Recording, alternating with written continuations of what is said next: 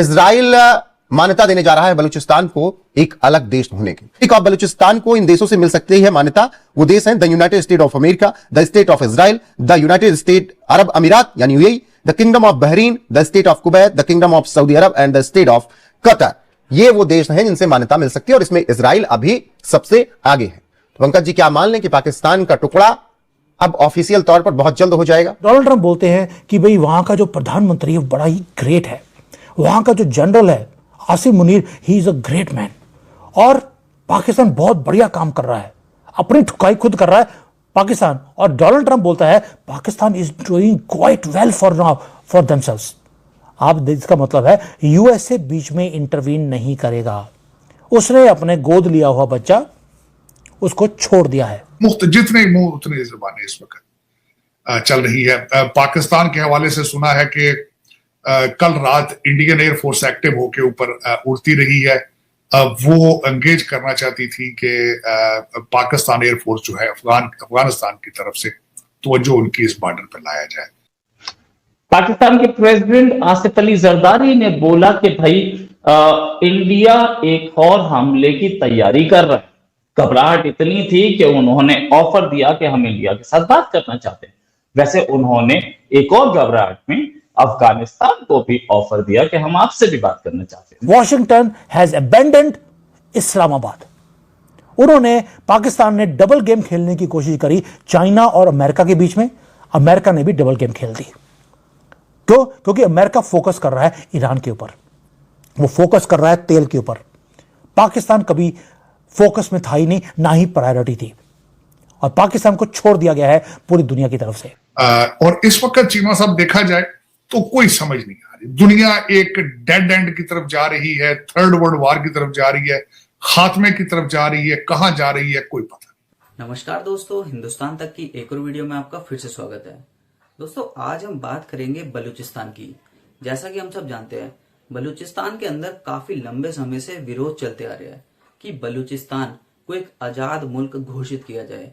वहां के लोग प्रोटेस्ट करते हैं कि हम पाकिस्तान से अलग होना चाहते हैं, पाकिस्तान से अलग होकर एक अलग कंट्री बनाना चाहते हैं।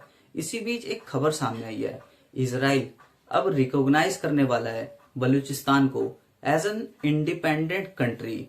इससे पहले हम जानते हैं कि इजराइल ने अफगानिस्तान को भी एक आजाद मुल्क की मान्यता दी थी, लेकिन अब इजराइल के साथ साथ United State, Kuwait, Bahrain and UAE जैसी अलग अलग कंट्रीज अब बलूचिस्तान के सपोर्ट में आ रही है कि उसे एक दर्जा दिया जाए, एक नए कंट्री का, एक इंडिपेंडेंट कंट्री का। इसके लिए दोस्तों हम जानते हैं कि भारत भी इसके समर्थन में है, क्योंकि बलूचिस्तान के अंदर काफी ज्यादा मुश्किलें होती है वहां के लोगों को, क्योंकि पाकिस्तान उसके रिसोर्सेज यूज करता है और वहां के लोगों को बेनिफिट नहीं देता।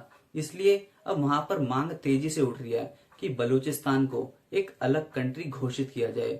पर मेन बात यह है, वहां के लोग अब इतने ज्यादा प्रोटेस्ट कर रहे हैं कि ये जो आवाज है अब ये वर्ल्ड वाइड उठ रही है, जिसके कारण अब ये मुद्दा काफी ज्यादा संगीन बन चुका है। दोस्तों, जैसा कि हम सब जानते हैं, पाकिस्तान के अंदर प्रोटेस्ट होना आम बात है।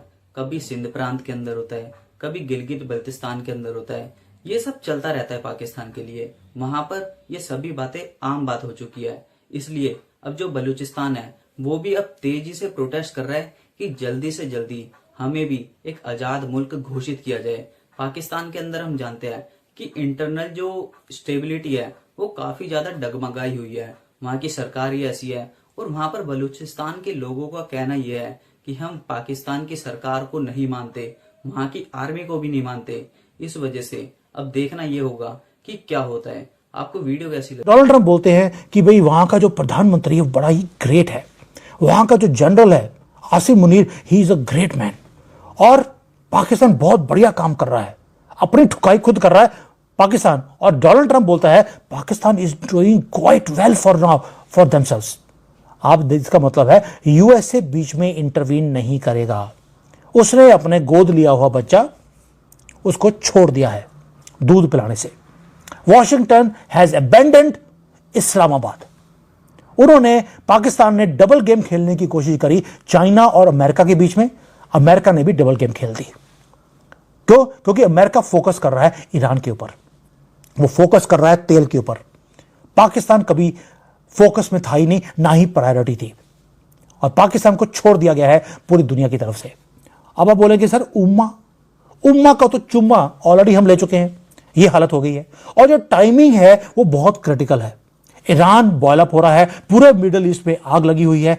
पाकिस्तान में इस वक्त आग लगना मतलब कि इसको सपोर्ट करने वाला कोई भी सामने नहीं आएगा।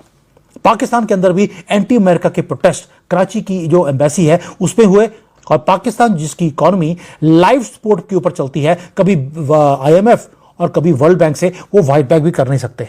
और ये एक ऐसा अनप्रेडिक्टेबल वॉर था जो महादेव ने शुरू करवाया। अब ये तो हो गया कि ये हो रहा है। मुझे लगता है कि मोदी जी इस मौके का फायदा, मेरा अपना मानना है, उनको उठाना चाहिए या उठाएंगे, ऐसे छोड़ने वाले नहीं है। वो तालिबान के थ्रू कराएंगे ऐसा लगता नहीं है, हो सकता है हम भी बीच में कूद जाए, हु नोस। बट इसके ऊपर मैं स्पेकुलेशन नहीं करना चाहता हूं, ये मेरी विश है। 2 विश मेरी थी, वो पूरी हो गई।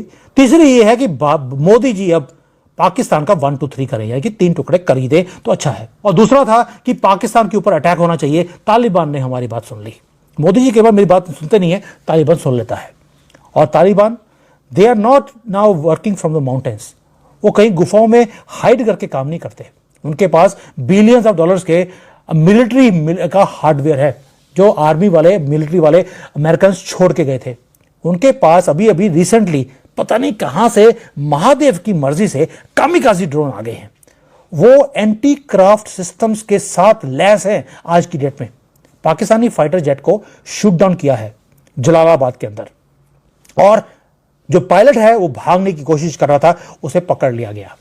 पाकिस्तान डिनाई करता है कि ऐसा कुछ नहीं हुआ है, लेकिन तालिबान ने उसकी फोटोज, उसकी वीडियोस बाहर जारी कर दी है। ऊपर से पाकिस्तान का जो एयर डिफेंस सिस्टम है उस तो नॉन एग्जिस्टेंट हमने पहले ही कर दिया था। दोस्तों, ह्यूमिलेशन सोच के देखिए कितनी है। पहले तो भारत के ब्रह्मोस, उन्हें पता ही नहीं लगा कि कब उनकी कंट्री में आके उनका पिछवाड़े में घुस गया अंदर और डिस्ट्रॉय कर दिया नूर खान बेस को। पाकिस्तान ने बोला वो कुछ नहीं हुआ है, चलिए कोई बात नहीं, हमने तो फोटोज और वीडियोस भी जारी कर दिए थे। उसके बाद इन्होंने अपने एयर डिफेंस सिस्टम को अपग्रेड कर दिया था चाइना से लेकर, और आज low flying Taliban drones have bypassed those Chinese defence systems और जाके हिट किया इनके मोस्ट सिक्योर प्लेस को। यानी कि पाकिस्तान पेपर टाइगर नहीं, ये पेपर सुअर है।